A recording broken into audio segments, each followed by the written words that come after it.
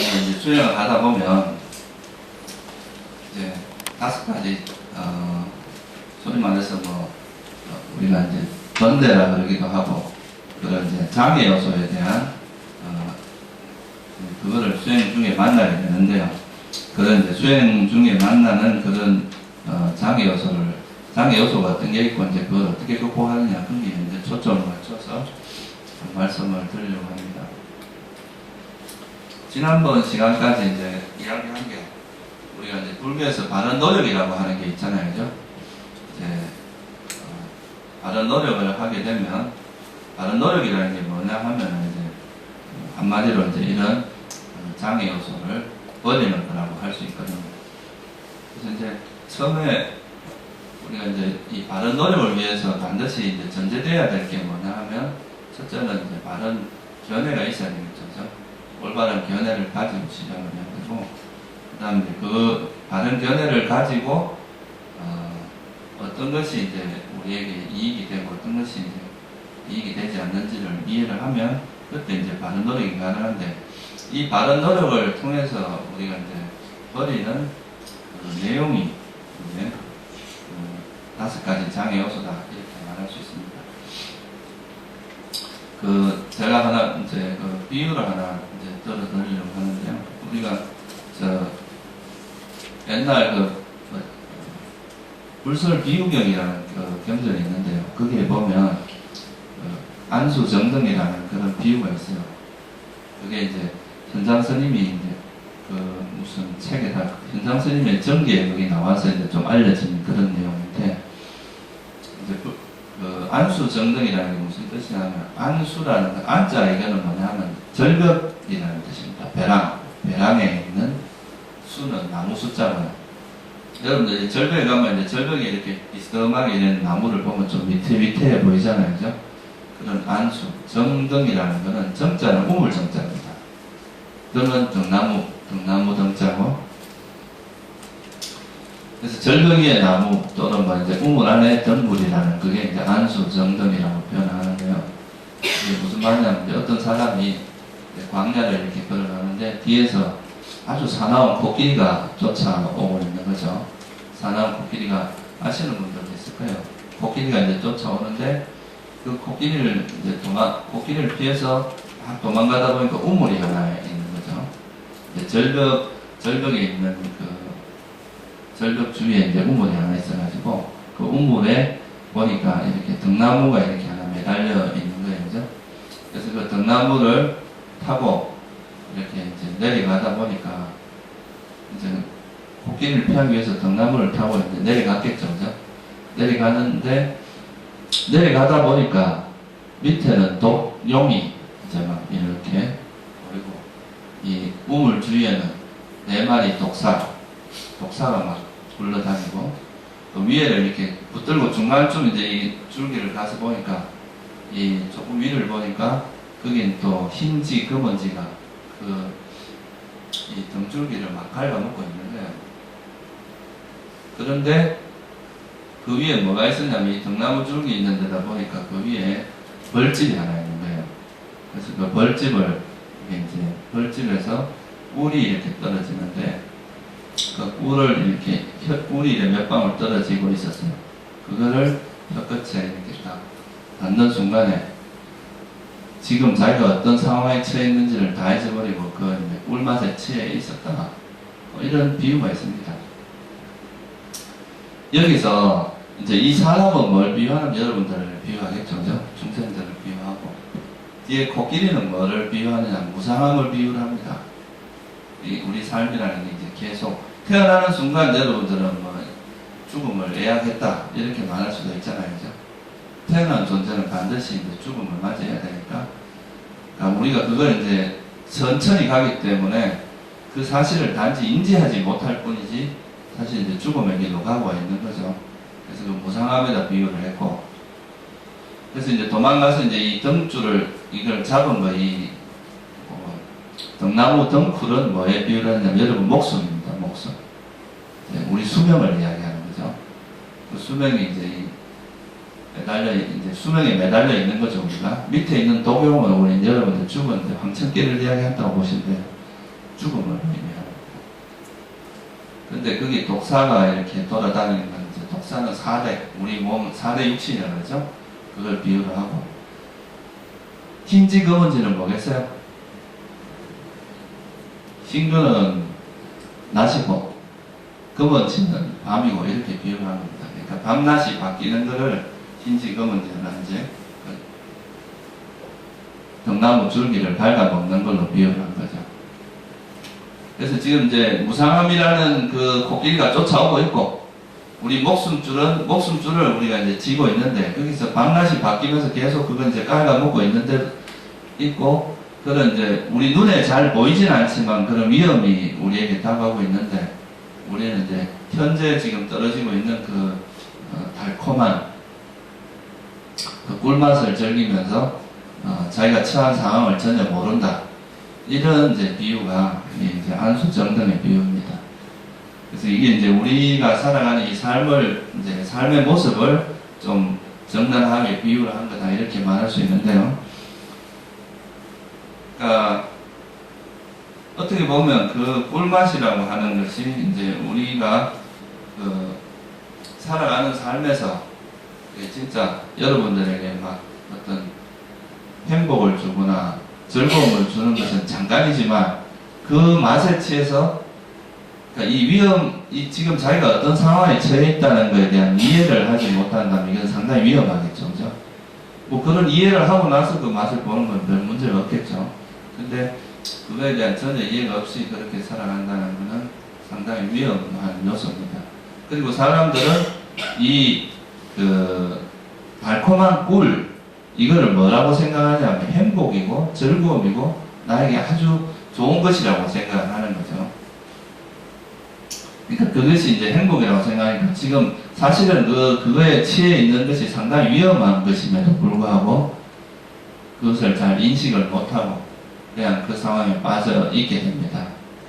그래서 이제 우리가 이 불교에서 말하는 이제 가장 중요한 것 중에 하나가 이 세상을 이해할 때, 첫째는 우리가 이제 바깥 세상으로 향해 있던 그 우리 마음이 이제 밖으로 향해 있습니다. 항상 대상을 관찰하고 또 여러분 밖의 것을 보고 있는데, 우리는 이제 이렇게 세상을 보는 관점이 밖으로 향해 있는데, 이거를 자기로 돌려서 자기 마음을 일단 이제 관찰하는 것. 이게 이제 제일 중요한 어떤 부분 중에 하나입니다. 이런 방향성을 전환하는 게.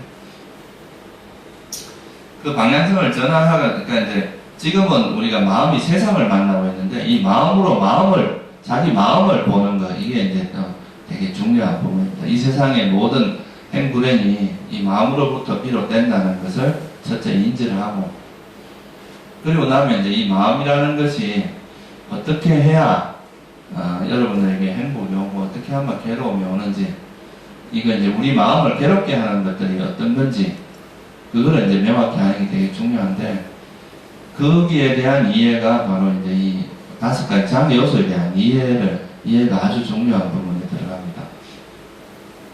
우리가 이제 사성제에서 보면 그 보호가 있고 괴로움이 있고 괴로움의 원인이 있고 그 괴로움의 원인의 소멸이 있고 그 원인으로부터 벗어나는 길이 있는데, 이 사성제의 출발점은 뭐냐 하면 바로 이제 고에 대한 인식입니다.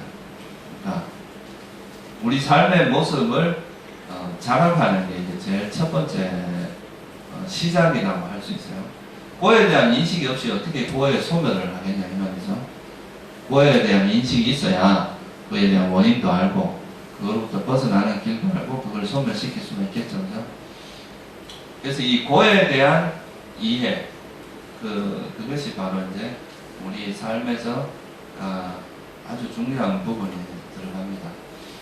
여러분들 이제 경전에 보면은 이 무명이라는 어리석음을 뭐로 이야기하냐면 이제 이 사성제에 대한 무지를 이야기하는 거죠. 그럼 이 사성제에 대한 무지가 이제 어리석음, 불교에서 말하는 어리석음은 이 사성제에 대한 무지를 이야기합니다.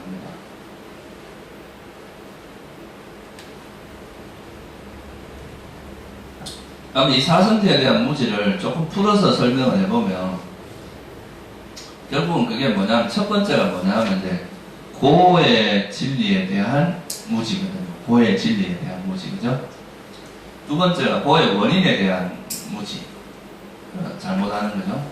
그리고 세 번째가 고의 소멸에 대해서 모르는 거. 그 다음에 고의 원인, 고의 소멸에 이르는 길에 대해서 모르는 건데, 옛날 또 조사오름에 보면 이런 말이 나옵니다. 중생을 알아야 부처를 안다. 이런 말이 있거든요. 중생을 모르고 부처를 알 수 없다. 이 말이죠. 그러니까 여러분들이 사실은 이제 여러분들 마음을 이제 이해하는 데서 출발점 중에 하나가, 우리 마음을 괴롭게 하는 것을 괴롭게 하는 것으로 봐야 된다. 이 말이죠. 그리고 우리 삶을 행복하게 하는 것은 행복하게 하는 것으로 봐야 된다는 거예요. 근데 괴로움을 주는 것을 행복으로 보고, 행복을 주는 것을 괴로움으로 보고, 이런 거는 아까 말했던 그 괴로움의 진리에 대해서 무지한 거라고 할 수 있습니다. 그죠? 그러니까 이게 이제 지혜의 첫 번째, 어떻게 보면 이제 출발점이라고 할 수 있어요. 우리가 불교에서 말한 지혜의 출발점은 자기 문제에 대한 인식에서부터 시작한다 이거죠. 여러분들, 여러분 문제에 대해서 이제 이해를 못한 상태에서 어떻게 이제 지혜가 생길 수 있냐 이거예요. 그래서 고라는 것은 이제 괴로움의 진리라고 하는 것은 우리 마음에서 일어나는 그런 현상 중에서 여러분 삶을 진짜 윤택하게 하는 게 있고 여러분 삶을 괴롭게 하는 게 있는데, 그 이제 괴롭게 하는 것은 괴롭게 하는 것으로 보고 여러분 삶을 행복하게 하고 편안하게 하고 평화롭게 하는 것은 또 평화롭게 하는 것으로 봐야지, 행복하게 하는 것을 괴로운 것으로 보고 괴롭게 하는 것을 행복으로 보면 안 된다 이 말이에요. 아까 말했던 그 이제 안수정등이라고 하는 그 비유에서도 여러분들이 이거는 되게 이제 여러분들이 쉽게 생각할 수도 있지만 굉장히 중요한 어떤 부분입니다. 옛날에도 여러분 그 비유에서도 보면 그런 상황에서 꿀을 이렇게 꿀의 달콤함에 취해서 자기가 빠져있는 그 위험 상황을 모르는 거나 마찬가지로 우리가 그거를, 그 사람은 그 순간에 그 꿀이라는 것을 자기한테 행복으로 받아들이겠죠, 그죠? 즐겁고 행복한 것으로. 근데 이제 사실은 그게 여러분들을 마음을 취하게 만들고 그 달콤한 맛에 취해가지고 현실을 못 보게 만드는 요소라는 것을 우리 이해를 못할 수가 있거든요. 그래서 이거를 이제 이해하는 것이 굉장히 중요하다 이 말이에요. 예를 들면 여러분들이 사실 필요할 때 우리가 감각적 욕망을 즐기고 그런 것을 뭐 좀 누리고 이런 게 큰 문제가 되는 건 아니지만, 그게 이제 이것이 고인 줄 알고 누리는 거하고 고인 줄 모르고 누리는 건 천지 차이가 있거든요. 우리가 예를 들어서 이제 뭐 맛있는 음식이나 음악을 듣거나 이렇게 하는 것이 그 순간 뭐 큰 문제는 아니라고 생각하지만, 그런 것에 취해 있을 때는 우리가 이제 현실을 있는 그대로 볼 수 없게 만드는 겁니다. 이게 그렇게 되면 이제 우리가 뭔가 어떤 현실에 대한 직시를 못하게 되고, 그럼으로써 자꾸 이제 문제의 본질을 외면하고 이렇게 피하려고 하는 이런 식의 이제 태도가 되기 쉽단 말이에요. 그만 뒤에서 들어오게. 그래서 불교에서 제일 중요한 건 이제 고에 대한 인식이다 이 말이에요. 이제 사성제에서도 제일 이제 그 지혜의 시작은 고의 지혜로부터 시작된다. 우리가 부처가 되려고 해도 중생을 이해하지 못한 상태에서 부처가 되는 건 불가능하다 이 말이에요. 부처가 되기 위해서는 이제 중생에 대한 이해가 필요하다는 거고, 그 중생에 대한 이해라는 건 결국 뭐냐 하면 우리가 자기 모습에 대해서 정확히 아는 건데, 그게 이제 고성제라고 하는 거고요. 그 고성제 중에서도 특히 이제 뭐냐 하면 여러분들이 이제 그 마지막이까라는 경전에 보면 정견경이라는 경이 있는데요. 거기에서 보면 이 번뇌에 대해서 제대로 알고 번뇌가 뭔지를 아는 것, 이게 이제 고성제를 아는 거라고 할 수 있어요. 번뇌의 원인을 정확히 안다. 이건 뭐겠어요? 집성제를 아는 겁니다. 그리고 번뇌의 소멸을 아는 것은 멸성제를 아는 거고, 번뇌, 소멸에 이르는 길을 아는 건 도성제를 아는 거라고 할 수 있어요. 그래서 이 번뇌라고 하는 것을 우리가 이해했다라고 이야기하는 것은 바로 이 네 가지를 다 이해한 것을 이해했다고 이야기하는 겁니다. 어느 한 부분을 아는 것은 이제 아직은 완전히 이해했다 이렇게 말하기는 어려운 거죠. 그래서 이제 그 중에서 번뇌라는 것을 이제 좀 오늘 공부하는 주제로 보면 5가지 장애 요소라는 걸 비유를 할 수 있습니다. 그래서 이 5가지 장애 요소라는 말은 왜 장애 요소라고 했겠어요? 부처님께서 5가지 유익한 법 이렇게 하지 않고 5가지 장애 요소라고 한 이유는 뭐겠어요? 이거는 우리 삶의 행복의 장애가 되고 또 여러분들의 마음의 고요함에도 장애가 되고 지혜를 개발하는데도 장애가 된다. 장애 요소라는 말 그 자체가 이것은 우리 삶의 방해물이다 이 말이잖아요, 그죠? 근데 이 방해물을 방해물로 보는 것이 중요하다 이 말이에요. 첫째가 이 방해물을 방해물로 보는 게 아니라 이거를 어떤 우리 삶에 유익한 것이고 이거는 개발해도 좋은 것이고 추구해도 좋은 것이다 이렇게 바라보면 이거는 이제 문제가 있다 이 말이에요. 장애는 장애 요소로 봐야 된다 이거죠. 그래서 이제 그 장애 요소라는 말의 의미를 여러분들 이제 고성제 이게 이제 고에 대한 이해다라고도 할 수 있습니다. 고의 원인이 된다 이 말이에요. 이런 것들은. 그래서 이 5가지 장애 요소는 부처님께서 이제 5가지로 설명을 했는데 그 첫 번째가 뭐냐면 이 감각적 욕망입니다. 첫 번째가 두 번째가 적이라고 하죠. 적대감. 우리가 이제 소위 말해서 이제 나쁜 마음을 이야기하죠. 적대가 상대에게 적대시하는 것, 적이라고 하죠. 세 번째가 이제 해태원침입니다. 게으름이라고 이야기할 수 있죠. 네 번째가 들뜸과 후회, 5번째가 의심이에요. 이 5가지 요소가 우리 삶에서 여러분들의 행복을 방해하는 방해 요소라고 이해하는 것이 이제 일단 첫째 되게 중요합니다. 이 중에서 이제 가장 대표적으로 이 감각적 욕망이라고 하는 것을 우리 삶의 장애 요소로 보는 것이 좀 어려워요. 제가 이제 아까 서두에 이제 비유를 드렸지만 여러분들 이거를 좀 이해하기 시작을 하면 어떻게 보면 되게 이제 이런 수행의 길에서 되게 중요한 지혜가 생겼다 이렇게 말할 수도 있어요. 아까 말씀드렸듯이 이제 안수정등이라고 하는 그 비유에서 그 지금 상황이 이제 되게 어떻게 보면 전체 아주 지혜롭게 바라보면 그 상황이 어려운 상황인데도 그 꿀맛에 취해서 그 꿀맛 그 달콤함 때문에 현재 상황의 모든 이제 그런 위험 요소를 다 잊어버리고 그 상황에 취해 살잖아요. 이게 이제 일종의 그 꿀맛이 바로 일종의 감각적 욕망의 비유를 할 수 있습니다. 이 감각적 욕망이라고 하는 건 순간적으로 달콤하단 말이죠. 달콤하니까 사람들은 이것을 행복으로 착각하는 경우가 굉장히 많습니다. 이거는 이제 본질이 행복이다 이렇게 이제 생각을 한다는 거죠. 그래서 이제 보통 우리가 사는 세상에서 대부분의 사람들은 이 감각적 욕망, 다시 말하면 좀 거친 말로 하면 오욕락이라고 할 수 있어요. 우리가 뭐 성욕이라든가 수면욕, 재산, 명예, 그리고 뭐 식욕 이런 것들은 당연히 추구해야 될 것이고 그런 것은 뭐 추구해도 아무 문제가 없다. 대부분 이렇게 생각하고 산단 말이죠. 당연히 그렇게 살아가는 것이다. 근데 이 자체가 문제는 아닌데 여기에 집착이 달라붙으면 이제 문제가 된다 이 말이에요. 근데 감각적 욕망이라는 말 자체가 의미하는 게 뭐냐면 집착을 동반한 상태를 이야기하는 거예요. 그죠? 그냥 우리가 뭔가를 추구하는 것은 감각적 욕망이라고 하진 않습니다. 그런 건 이제 전문 용어로 빨리어로는 찬다라고 해요. 찬다라고 하는 건 뭔가 추구한다. 우리가 뭔가를 하려고 하는 것 이런 것을 잘못된 거라고 말하진 않아요. 불교에서도. 부처님도 중생제도를 위해서 노력을 했잖아요. 그죠?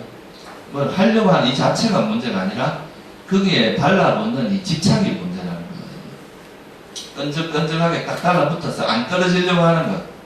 인연에 따라서 내가 이걸 가졌는데 인연이 다해서 이게 갈 수도 있잖아요. 그죠? 근데 이 가는 것을 놓지 못하고 계속 붙들려고 하는 이런 마음이 감각적 욕망, 집착이라고 이야기하는 거죠. 그래서 이 감각적 욕망이라는 이 자체가 괴로움으로 보는 것 이 자체가 굉장히 어떻게 보면 깊은 지혜가 좀 필요한 것이다. 그리고 감각적 욕망을 괴로움의 원인으로 보는 이 자체가 상당히 어려운 일입니다. 왜냐하면 이 감각적 욕망 자체는 이제 아까도 말씀드렸지만 즐겁거든요. 그 순간을, 그죠? 우리가 뭐 맛있는 걸 먹으면 즐겁습니다. 그리고 예를 들어서 놀이공원에 가서 열심히 놀고 영화를 보고 또 술을 마시고 이런 것들이 그 나름대로는 즐거움이 있단 말이죠. 근데 잘 생각을 해보면 이거는 이 상황에서는 우리가 이 즐기는 이때 상황을 여러분 잘 보시면 여기서 이 즐거움이 없다는 건 아니에요. 즐거움은 분명히 있어요. 근데 이 즐거움에 빠져 있을 때 우리가 그 상황에 대한 정확한 이해를 할 수 있습니까? 없습니까? 그거는 그 상황에 그냥 빠져 있는 상태란 말이죠. 내가 그때 내 마음이 어떻게 움직이고, 그 다음에 내가 여기에 빠져 있는지 안 빠져 있는지 이런 거에 대한 자각이 전혀 없습니다. 그냥 그 상황에서 이제 그 상황을 즐기는 것밖에 없단 말이에요. 사실. 거기서 여러분 생산적인 뭔가가 일어나거나 그런 건 별로 없단 말이에요. 그리고 또 이 감각적 욕망을 즐기고 있을 때는 이것이 달콤하기 때문에 그게 취해버린단 말이죠. 그죠? 그러니까 이것이 나중에 여기서 나도 모르게 이 집착이 달라붙음으로써 내 마음의 고통의 원인이 된다는 것에 대해서 전혀 감지를 못합니다. 예를 들어서 대표적으로 좀 극단적인 예를 하나 들어보면 여러분들 우리 요즘 많이 하는 중독 현상 같은 거 있잖아요. 그죠? 이것도 일종의 이제 감각적 욕망이 바탕에 있단 말이에요. 게임 같은 거 가지고 애들 스마트폰 가지고 많이 게임을 한다 그러면 처음에야 그냥 그 게임 자체에 즐기는 게 이게 머리 아플 때 잠깐 머리 식히는 정도였을 수도 있잖아요. 근데 이게 이제 점점 욕망이 강해지고 감각적 욕망이 점점 강해지다 보면 나중에는 이것을 안 하면 못 견디는 상태까지 갑니다. 그죠? 이걸 안 하면 엄청난 고통이 일어나는 거예요. 이걸 끊으면 금단증세가 일어나는 거죠. 담배도 마찬가지죠.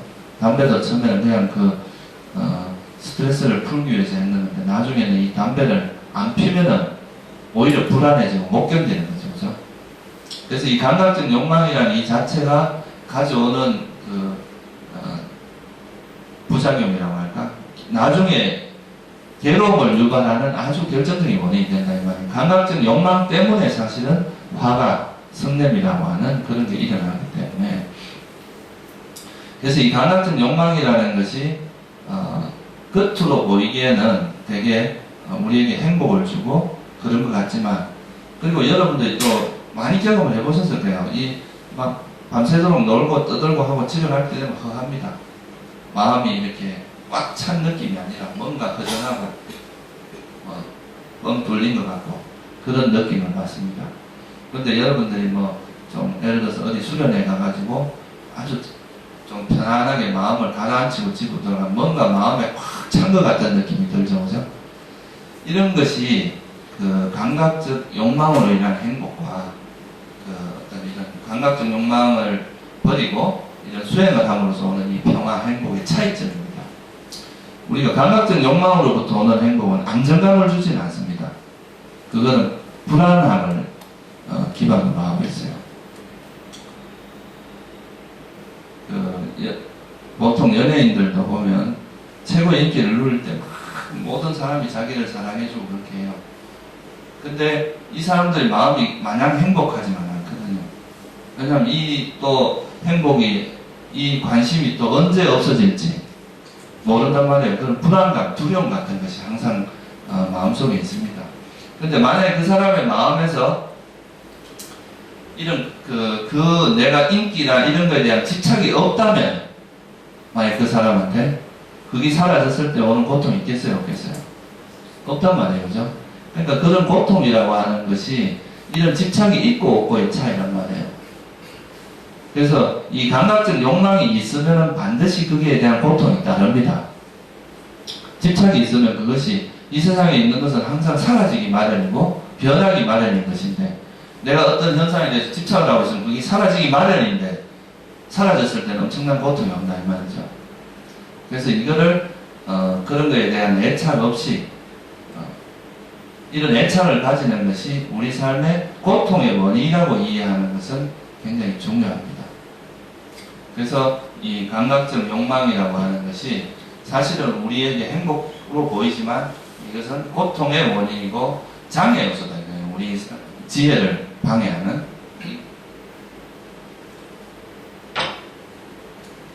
감각적 욕망이 장애 요소이다 라고 이해를 하고 인정하는 것만 해도 상당한 지혜가 필요합니다. 사실 이 감각적 욕망은 사람들이 순간적으로 거기 현혹되는 거예요. 저것이 저것이 분명히 독약인 줄 알면서도 그 달콤함에 빠져든다 이 말이에요. 남자들이 왜 그 꽃뱀한테 당하겠어요? 그 정신이 똑바로 박혀있고 그런 욕망이 없는 사람 같으면 그 사람이 어떤 마음으로 접근하는지를 보게 됩니다. 그죠? 근데 내가 욕심이 있기 때문에 사기를 당하고 그런 거에 이제 당하는 거죠. 예를 들어서 뭐 이거 한 10만원 투자하면 나중에 100만원 주겠다.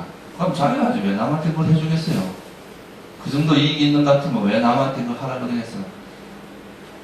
어떤 교사님이 나한테 그런 이야기를 하더라고. 자기는 자기 아버지가 그 이야기를 했대. 10% 이상 이자를 주려고 하는 쳐다보지도 마라 그랬대요. 그러니까 어떤 뭐 누가 이야기할 때 10% 이하 같으면 그때 한번 생각해봐라 그랬대. 그만큼 이제 우리가 이 세상에서 사실 뭐 누구나 다 그런 걸 가지려고 하는데 그렇게 과하게 뭘 준다고 하는 데에는 분명히 뭔가 있는데 우리 욕심이 작용을 하면 그걸 못 본다 이 말이에요. 욕심이라는 거는 눈을 흐리게 한단 말이에요. 그 상황을. 그러니까 그게 다 맨날 이 세상에 맨날 사기 기사 그리 나는데도 계속 이렇게 그게 쏟는 거는 다 그런 욕망이 욕망이 있으면은 이제 그 욕망을 자꾸 자극하기 때문에 사람이 거기 넘어갈 수밖에 없습니다. 그래서 이 감각적 욕망의 특징은 뭐냐 하면 집착에 있습니다. 집착. 포기하지 못하는 것.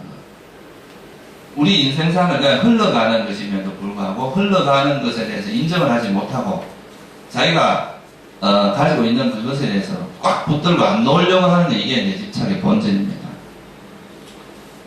그리고 집착은 정지되어 있는 게 아니에요. 우리 욕망이라고 하는 것은 어떤 내가 1 정도의 욕망이 있으면 1에서 머무는 게 아니라 이 욕망은 성장을 합니다.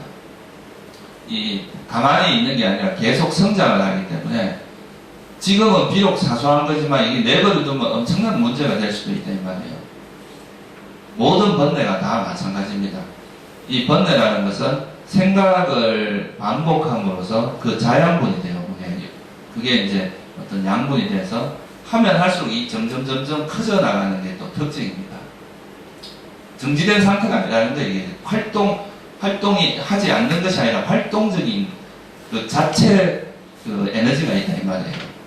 가만히 내버려두면 지가 막 점점 커져 나가서 나중에 감당이 안 될 정도로 넘어갈 수가 있고 그 임계점이 넘어가면 이건 완전 병이 되어버립니다. 정신병이라고 하는 게 어느 정도 수준을 넘어가 버리면 그래서 이게 이제 초기에 그런 이것이 이걸 내버려두는 것은 위험한 것이다. 이건 장애 요소다라는 걸 알고 그걸 멈추었을 때 그게 이제 더 이상 진행이 되지 않는 거죠.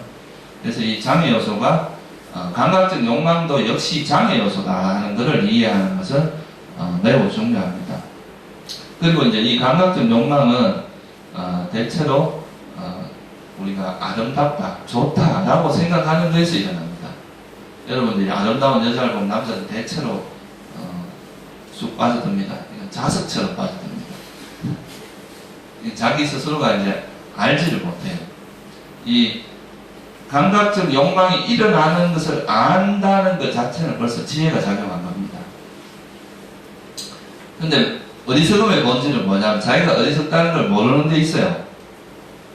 자기가 어리석다는 걸 안다는 것은 어리석음이 아닙니다. 그걸 모르고 거기 빠져있는 게 어리석음이거든요.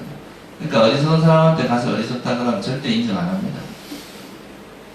무슨 소리야 내가 이렇게 똑똑한데 이라지 절대 자기가 어리석다고 인정하지 않습니다. 그래서 부처님께서 자기 스스로가 어리석은 걸 아는 사람은 진짜 지혜로운 사람이거든요. 그러니까 그게 다른 말로 하면 착각의 본질은 자기가 착각한지 모른다는 거예요. 잘 알면 그 착각이 아니죠. 그죠? 그러니까 마찬가지로 어리석음도 자기가 어리석다는 걸 모르기 때문에 그게 이제 더 위험한 겁니다. 자기가 거기서 어리석다는 걸 알면 이거를 이제 적절히 물러설 수가 있는데, 어리석다는 걸 모르니까 이게 이제 완전히 성장할 대로 성장해서 이제 완전히 고통, 아주 강한 고통으로 드러날 때야 그때서야 한다 이 말이에요. 그래서 이제 이 감각적 욕망이라는 것이 그런 위험성이 있다. 이건 장애 요소다. 이거는 여러분의 행복의 원인이 아니라 괴로움의 원인이다.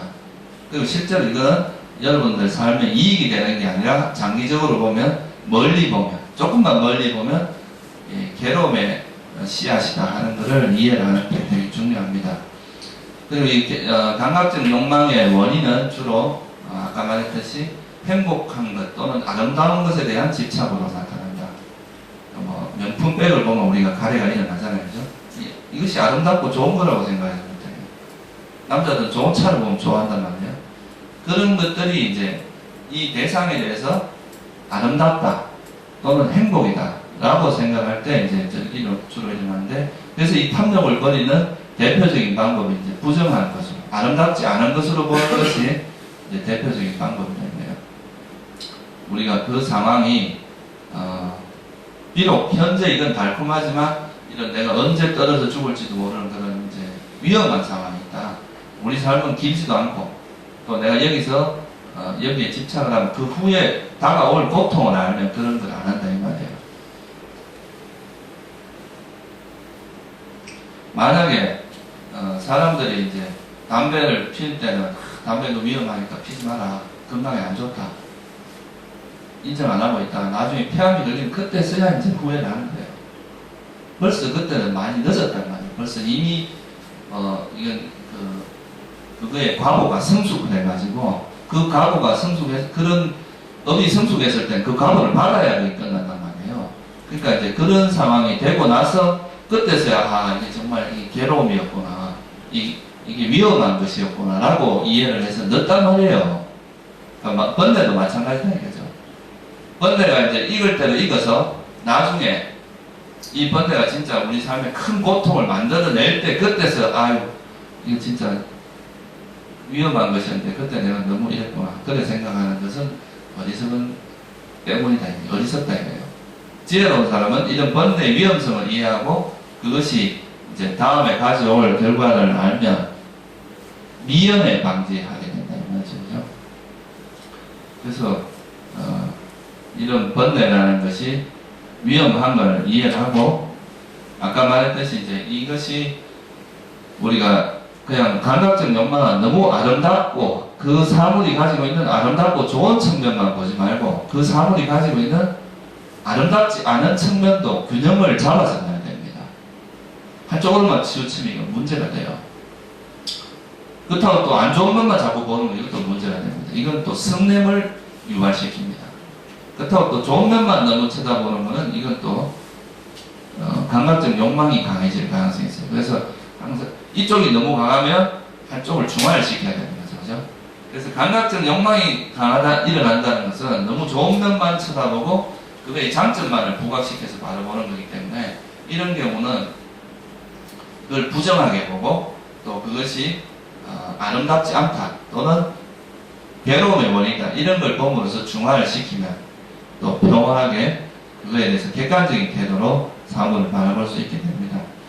그래서 보통 이제 감각적 욕망을 버리는데 주된 방법, 부처님께서 제시한 이제 좋은 방법은 부정관을 이제 이야기하는 거죠. 그럼 균형을 잡아주는 거예요. 우리가 너무 아름다운 측면에 폭 빠져드니까 이거를 부정하게 보면서 이 균형을 잡아주는 그런 관점이다.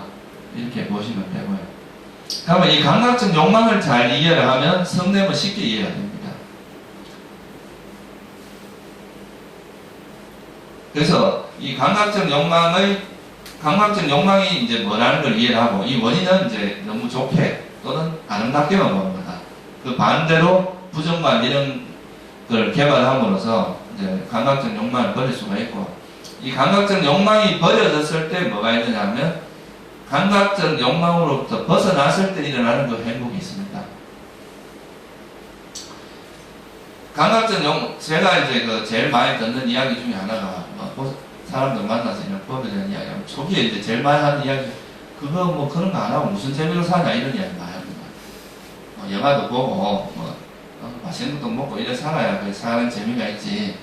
뭐 그런 것도 안 하고 살면 뭐 그걸 하지 말라는 게 아니라 그게 집착을 하지 말라는 이야기고, 또 그거로부터 벗어나면 재미가 전혀 없을 것 같지는 전혀 안 그렇습니다. 이런 걸 놓고 나면 새로운 형태의 행복이 있다 이 말이에요.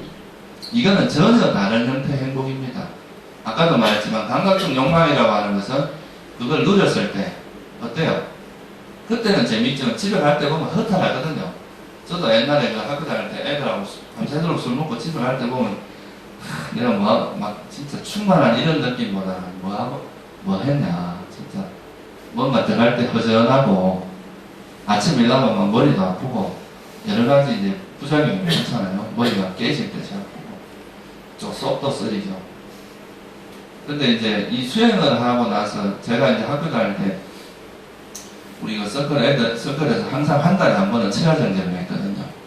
애들하고 같이 모여서 저녁 9시부터 새벽 3시까지 체화정제를 했는데, 그 체화정제를 하고 이제 새벽에 그 학교가 거의 사람도 하나도 없는데 그 내려와서 그 하숙집으로 돌아갈 때는 굉장히 뿌듯하고, 야 정말 이거 뭐 기분 좋은 그런 마음으로 이렇게 내려가고 그랬는데, 그러니까 이 우리가 불선한 마음, 감각적 욕망으로부터 오는 행복은 우리를 불안하게 만듭니다.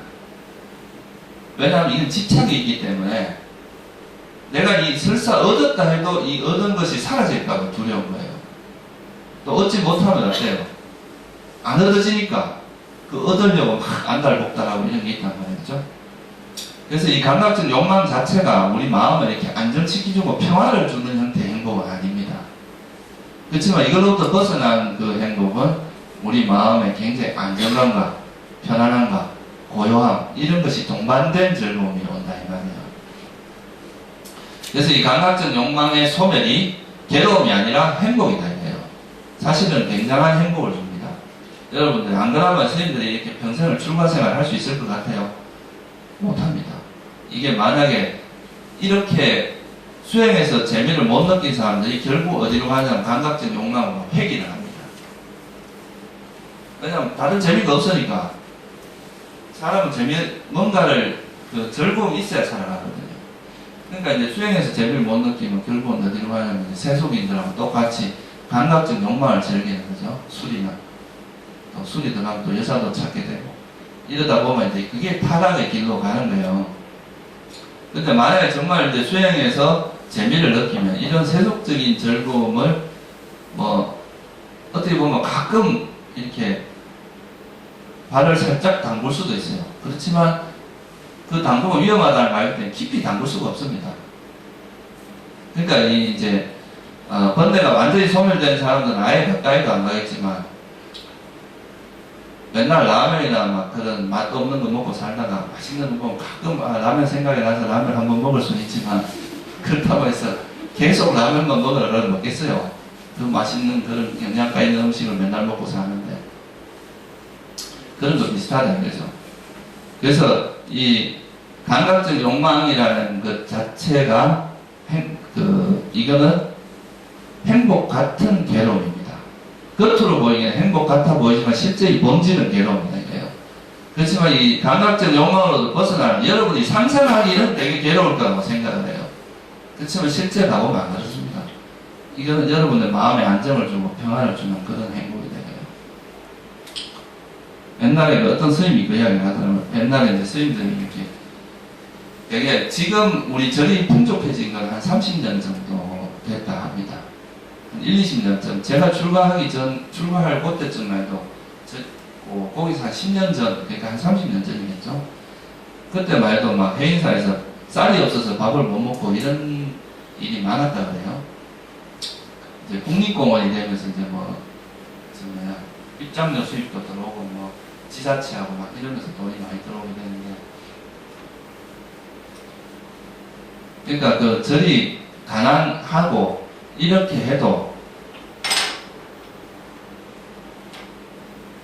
수행을 해서 오는 그런 즐거움이 있을 때는 오히려 그때 수행을 한다 이 말이에요. 근데 이런 감각적 욕망에 누리는 게 많아지고 이러면 사람들이 수행보다는 오히려 그런 감각적 욕망을 추구하는 쪽으로 간다 이거죠. 그죠? 왜냐하면 사실 그게 편하거든요. 사람들은. 왜냐면 익숙하니까. 그쪽에서 많이 우리가 살아왔기 때문에. 근데 이 감각적 욕망을 벗어나는 이 즐거움에 대해서 어느 정도 이해를 하고 나면 그 다음에는 그쪽으로 가려고 해도 안 간다 이 말이에요. 그래서 이 감각적 욕망이라는 것과 그 감각적 욕망을 벗어난 즐거움, 이것은 다르다. 그래서 아까 제가 이제 그 이야기를 하다가 약간 딴 이야기 됐는데, 그런 옛날에는 절도 되게 가난한 시절이 있었는데, 그때 어떤 거지하고 이제 만난 적이 있었대요. 되게 막 하루 벌어 하루 먹고 사는 거지가. 그때 이제 스님한테 거지가 그랬다니, 아유, 왜 출가했다고 이 좋은 세상을 놔두고, 그랬다 그러더라고요. 네, 당신도 되게 참 살기가 힘든데, 그래도 세속에서 참 어떻게 보면 출가해서 이제 살면 자기가 더 행복한 삶이 있을 수도 있는데, 그 세속에 살면서 빌어먹으면서도 그게 더 좋다고 생각할 수 있다는 거예요. 그러니까 경전에 이런 비유도 나옵니다. 똥벌레 비유도 나와요. 이 세속에 사는 사람들, 이제 똥벌레는 이제 똥에서 더럽다고 이제 밖에서 이렇게 끄집어내면 다시 똥으로 막 이렇게 간다 그러잖아요. 그죠? 그러니까 예를 들어서 이제 여러분들이 만약에 똥통에 빠졌다가, 네? 몸을 깨끗이 씻고, 우리 몸에 묻어있는 똥을 막 청소를 깨끗이 해가지고, 이제, 벗어나 있는 상황에서 다시 똥통으로 들어가라면 여러분 들어가겠어요? 안 들어가겠어요? 들어갈 사람 한번 손 들어보세요. 처음에 막 샤워하고 손톱에 낀 똥까지 다 끄집어내고 나서 그런 비유가 경전에 나옵니다. 감각적 욕망을 누리는 게 마치 똥통에 있는 것과 같은데 거기로부터 벗어난 사람이 다시 거기로 가라는 근처도 안 간다 이 말이에요. 그러니까 이게 감각적 욕망으로 벗어나는 게 재미없는 삶이나 따분한 삶이나 이런 게 아니라는 거죠. 오히려 거기서는 훨씬 많은 훨씬 차원 높고 수준 높은 그런 행복이 있기 때문에 그런 수행자의 길을 갈 수가 있는 거죠. 그죠? 안 그러면 재미가 없고 힘들고 사는 게 힘들어 죽겠다 이러면 누가 그 길을 가겠어요? 그런 건 고행이지 부처님 말씀하신 이런 길은 아니다 이 말이에요. 그래서 이 감각적 욕망이라는 것이 이제 그런 측면에서 여러분들 이해를 하면 될 것 같고요. 이 감각적 욕망을 알면 그 다음에 이 성냄을 아는 것은 저절로 따라옵니다. 왜냐하면 이 감각적 욕망의 반대가 성냄이다. 부처님께서는 이 두려움이나 욕망이라고 하는 것은 감각적 욕망이 다른 이름이다 이렇게까지 이야기하셨어요. 그게 무슨 말이냐 하면 아까도 말했지만 이 감각적 욕망이 있으면 집착이 있잖아요. 그죠? 그러면 그 집착에 대해서 반작용이 그게 이루어지지 않았을 때의 반작용이 뭐겠어요? 그게 성냄이다 이 말이에요. 우리가 불만이 생기는 것도 여러분이 원하는 게 없으면 불만이 있겠어요? 없겠어요? 여러분 아무것도 원하는 게 없다 생각하세요. 뭐 불만이 있겠어요? 원하는 게 있는데 그게 안 되니까 불만이 생기는 거 아니겠어요? 그죠? 그래서 이 성냄이라고 하는 것은 감각적 욕망의 반대 현상이다. 이게 작용이라면 이건 반작용이다. 이렇게 말할 수가 있어요. 그래서 이 감각적 욕망과 성냄은 서로 간에 굉장히 밀접한 관계가 있습니다. 동시에 일어날 수는 없어요. 이 두 가지가.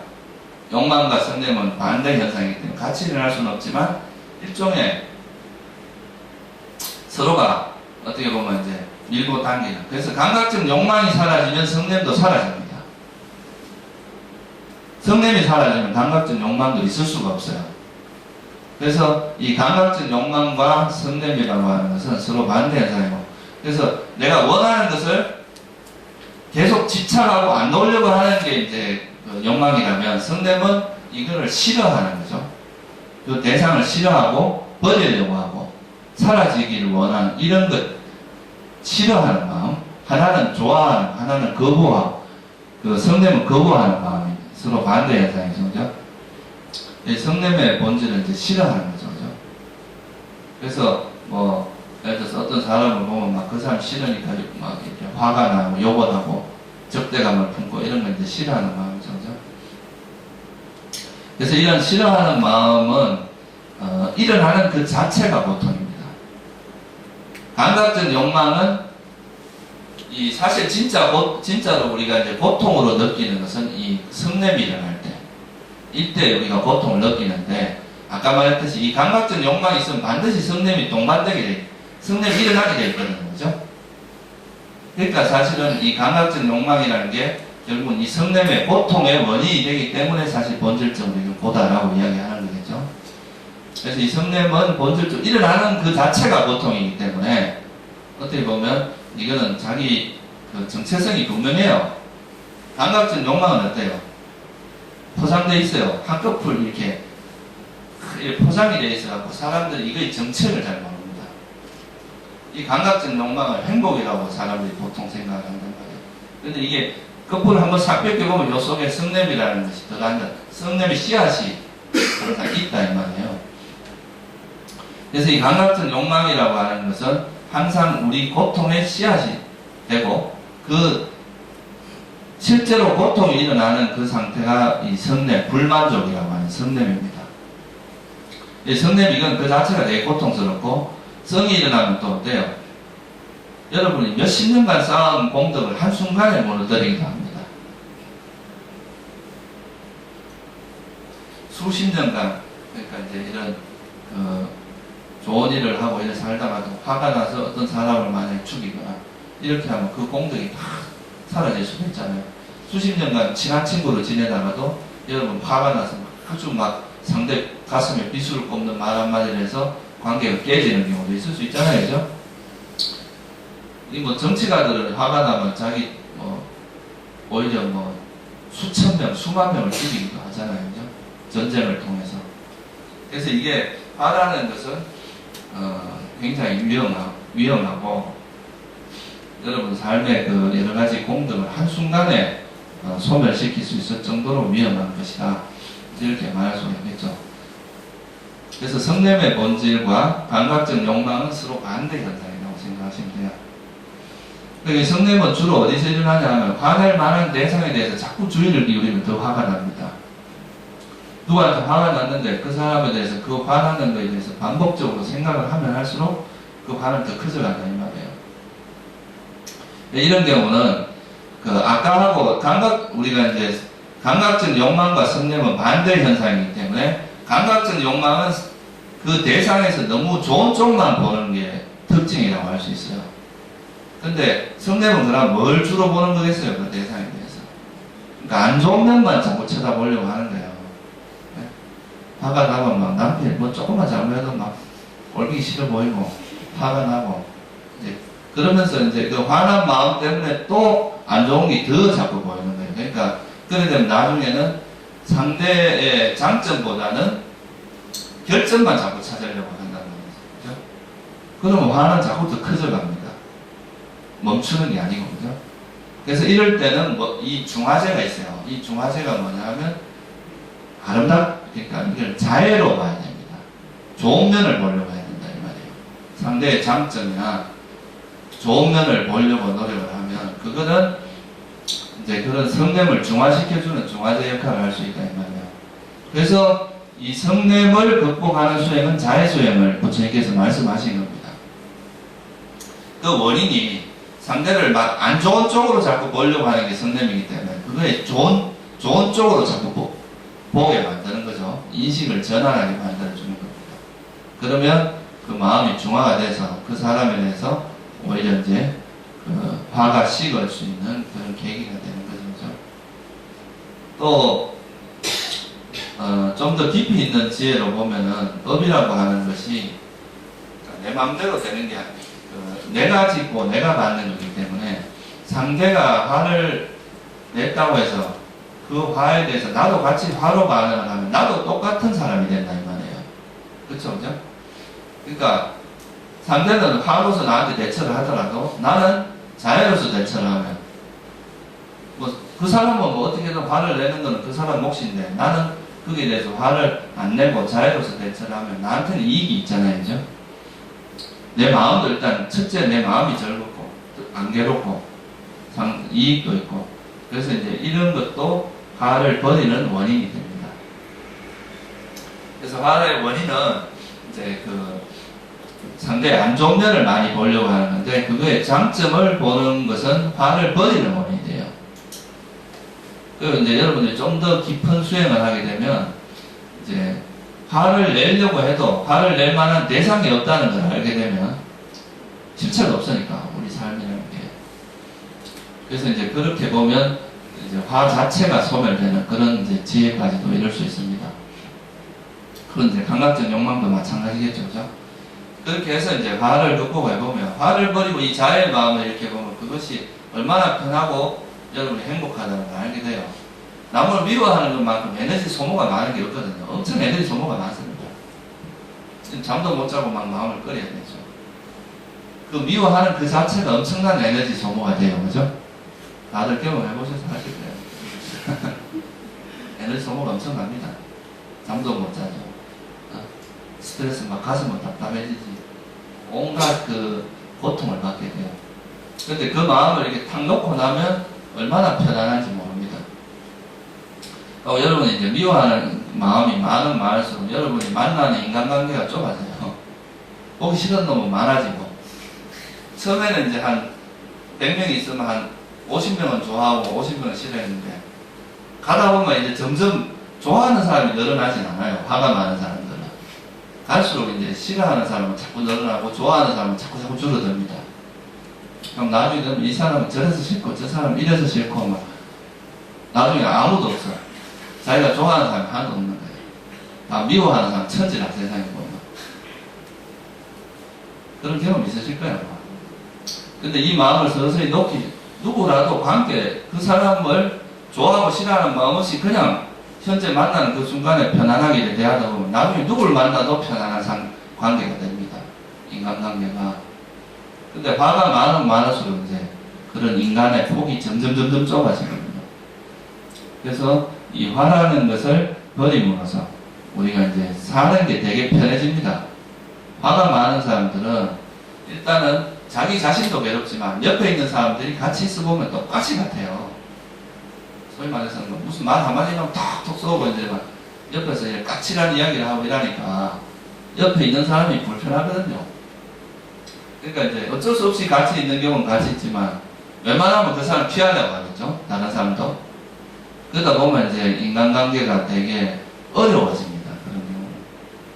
우리가 이제 마음이 이렇게 따뜻한 사람은 누구나 마음을 여니까 대화하기가 되게 편해요.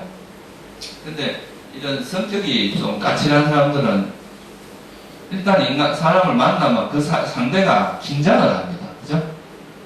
딱 긴장을 하기 때문에 대화하기도 힘들어지고 뭔가 풀어나가려고 하면은 이제 벌써 처음부터 경계태세를 가지고 들어오니까 대화하기도 힘들고.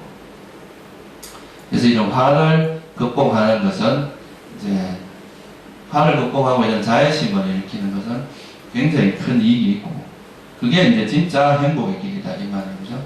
그래서 감각적 욕망으로부터 벗어나고 성냄으로부터 벗어난 이 두 가지가 사실은 우리가 수행에 있어서는 가장 대표적인 번뇌들입니다. 이 두 가지가.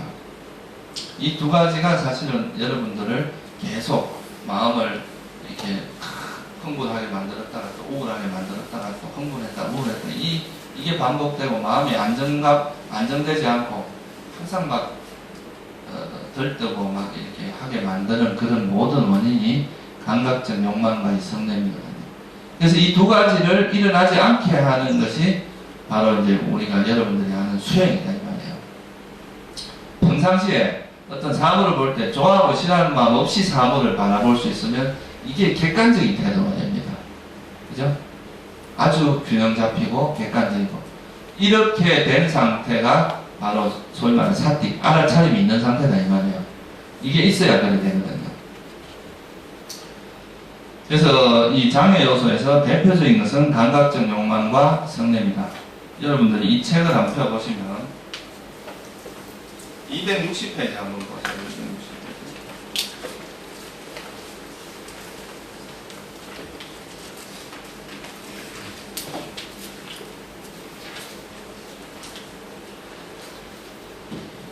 260페이지. 거기 보시면 5가지 장애 요소라고 나오죠, 그죠? 이게 이제 4년처 수행에서 법념처라고 하는 신수, 신법 할 때 법념처 중에 이제 다섯 가지 장애 요소가 들어가는데요. 이 장애 요소에 대해서 오늘은 성능까지만 이야기하고요. 그 구절을 같이 한번 읽어보겠습니다. 비구들이여 어떻게 비구가 법에서 법을 관찰하며 비구들이여 여기 비구는 다섯 가지 장애 요소의 법에서 법을 관찰하며 머문다. 비구들이여 어떻게 비구가 다섯 가지 장애의 법에서 법을 관찰하며 머무는가. 비구들이여 여기 비구는 자기에게 감각적 욕망이 있을 때 내게 감각적 욕망이 있다고 꿰뚫어 알고 감각적 욕망이 없을 때 내게 감각적 욕망이 없다고 꿰뚫어 안다. 비구는 전에 없던 감각적 욕망이 어떻게 일어나는지 꿰뚫어 알고 일어나는 감각적 욕망을 어떻게 제거하는지 꿰뚫어 알며 어떻게 하면 제거한 감각적 욕망이 앞으로 다시 일어나지 않는지를 꿰뚫어 안다. 자기에게 악의가 있을 때 내게 악의가 있다고 꿰뚫어 알고 악의가 없을 때 내게 악의가 없다고 꿰뚫어 안다. 비구는 전에 없던 악의가 어떻게 일어나는지 꿰뚫어 알고 일어난 악의를 어떻게 제거하는지 꿰뚫어 알며 어떻게 하면 제거한 악의가 다시 일어나지 않는지 꿰뚫어 안다. 네, 여기까지만 해볼게요. 그러니까 여기 보면 우리가 그냥 감각적 욕망이라는 게 뭐다라고 아는 걸로 끝나는 걸 이야기하는 게 아니죠. 부처님은. 그죠? 여러분들이 괴로울 때 잠시 이렇게 피할 수는 있겠죠. 그죠? 예를 들어서 이제 막 일로 인해서 필요한 것을 영화를 본다거나 술을 마시는 이런 걸로 잠시 그걸 잊을 수는 있습니다. 그죠? 그렇지만 이거는 그냥 잠시 그 보통의 상황에서 벗어난 거지. 여러분이 그런 고통의 원인이라든가 이런 걸 이해한 건 아니죠. 그렇게 되면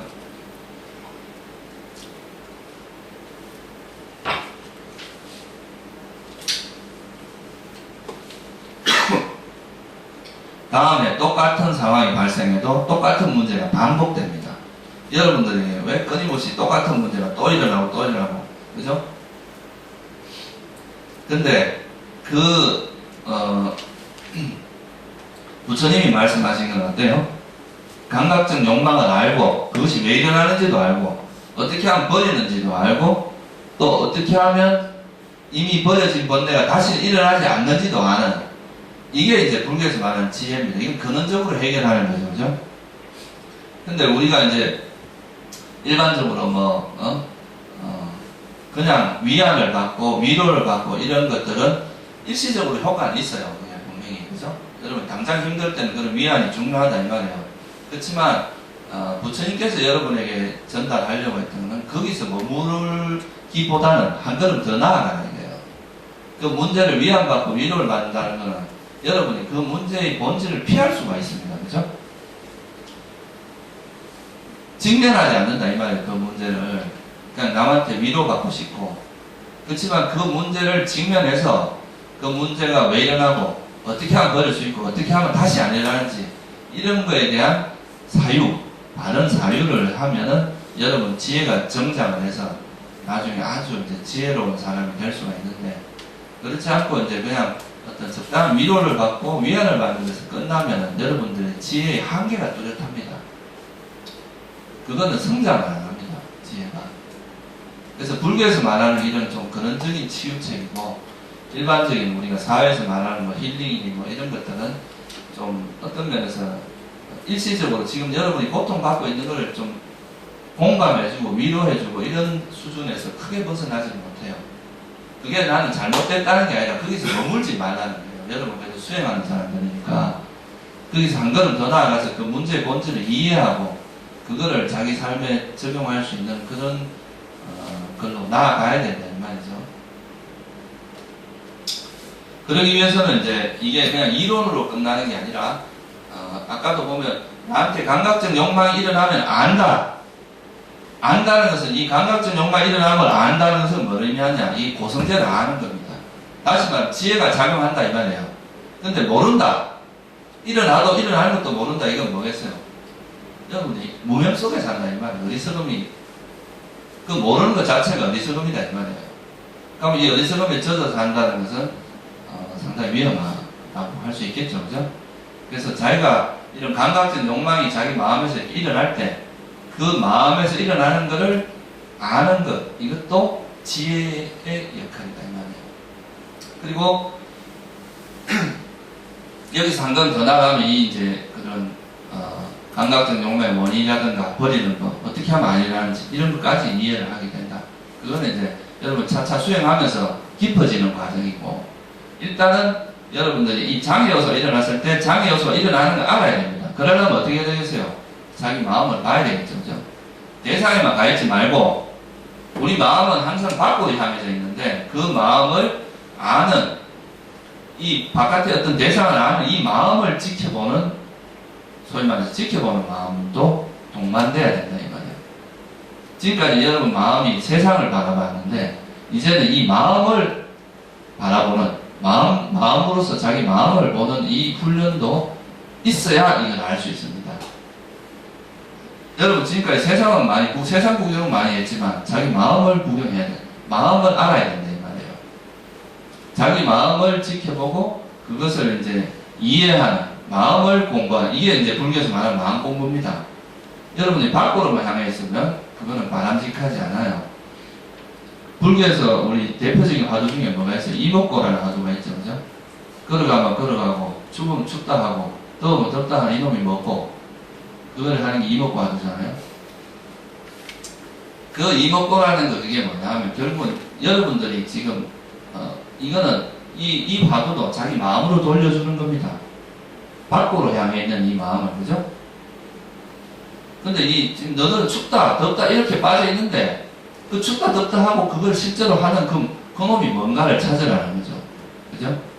그거를 알면, 그러니까 뭐가 이렇게 막 말도 하고 걸어가기도 하고 막 화도 내고 웃고 울고 묻고 하는 그게 뭐냐 이거예요.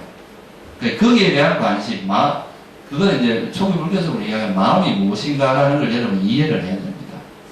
이 마음에 대해서 항상 관심을 가지고 우리 마음이 어떻게 작용하고 이 마음의 속성 이런 것들을 많이 이해하면 이해할수록 여러분 이제 지혜가 깊어집니다. 그것도 그냥 생각으로 끝나는 게 아니라 실제 여러분들 마음을 관찰하는 게 중요해요. 이건 실제 상황이란 말이에요. 앉아서 내일 화 안 내야지 한다고 해서 화가 안 나면 나는 뭐 여기 있는 사람 다 도인이지 뭐. 앉아서 전부 다 같이 우리 기도합시다. 내일부터 화 안 내면 됩니다. 화 안 냅시다. 이러면 화가 안 나야 되잖아요. 그죠? 근데 그게 안 된다 이 말이에요. 왜? 실제 상황에 부딪히면 우리 습관적으로 작용하는 마음이 있어요. 이 습관적으로 작용하는 이걸 그 순간에 보고 그때 이걸 처치하는 방법을 배워야 실제 벌어집니다. 이걸 이제 미파사나에서는 개념과 법이라고 이야기하는 거예요. 네? 우리가 머리로 굴리는 거 이건 개념의 범주입니다. 그렇지만 실제 내가 지금 현상에서 부딪히는 이걸 보는 건 뭐예요? 실제다 이게 실제. 그게 법이라 이 말이에요. 그건 실제 상황입니다. 개념이 아니고 실제 내가 화가 일어나는 걸 보고 그걸 넣으면 이거는 이제 구체적인 실전 경험이 되기 때문에 이런 게 쌓이다 보면 여러분 이제 마음을 길들여 나가고 제어하고 그럴 수 있는 힘이 생긴다 이 말이에요. 아시겠죠? 네, 오늘 여기서 마칠게요.